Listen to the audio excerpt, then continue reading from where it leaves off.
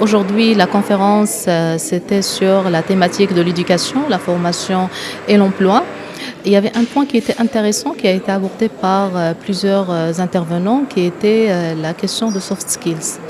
Euh, qui sont les soft skills, qui sont les compétences essentielles de la vie.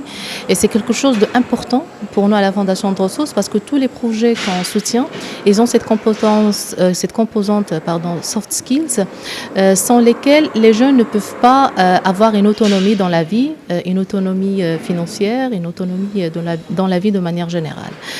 Et il est important aujourd'hui au Maroc de définir ce que c'est que les soft skills, parce que tout le monde parle soft skills. On parle des compétences essentielles de la vie, on parle aussi de savoir-être.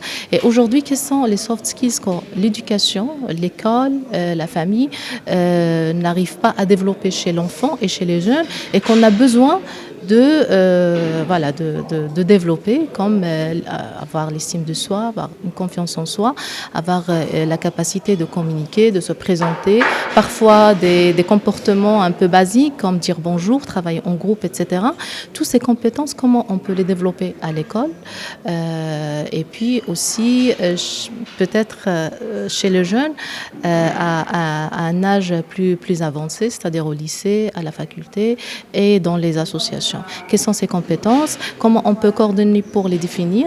Là, tout à l'heure, il y avait une intervention de M. Ballahrache qui a mis l'accent sur l'importance de 4 compétences essentielles de la vie dont on doit mettre l'accent, à savoir la communication, la capacité de communiquer, la créativité, avoir un esprit créatif,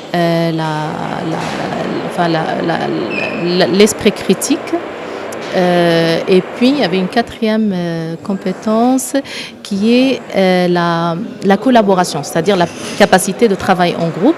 Maintenant, si on décide que ce sont les compétences essentielles que le jeune doit avoir pour pouvoir avoir une autonomie, avoir une capacité de se projeter dans l'avenir.